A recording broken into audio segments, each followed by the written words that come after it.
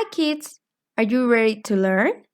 Today's class is a grammar review about verb to be, the affirmative, negative, and interrogative forms. Let's begin. We use the verb to be to say something exists. For example, there is a dog. To say something happens. For example, the party is tonight. To talk about location. For example, my friends are at the table. To talk about identity, for example, they are scientists, or to talk about equality, for example, I am kind. Affirmative structure. First, we have I plus am plus complement. He, she, it plus is plus complement. You, we, they plus are plus complement. Examples. Daniel is happy. Daniel is our subject, is the verb to be, and happy is the complement. Other examples are I'm a teacher, Mariana is my friend, and you're a doctor.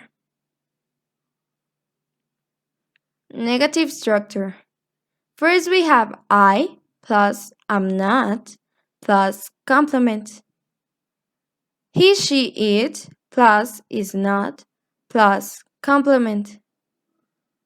You, we, they plus are not plus complement. Examples. Fernanda is not fat. Fernanda is our subject, is not the verb to be, and fat is the complement. Other examples are I'm not tall, Oswald isn't my dog, and we are not babies. Interrogative form. First, we have am plus I plus complement. Is plus he, she, it plus complement. Are plus you, we, they plus complement. Examples.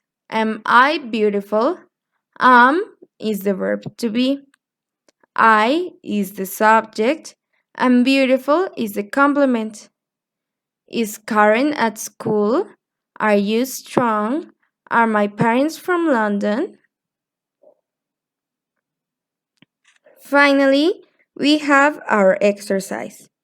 Copy these sentences on your grammar notebook in the correct order. And that's all for today. See you next class.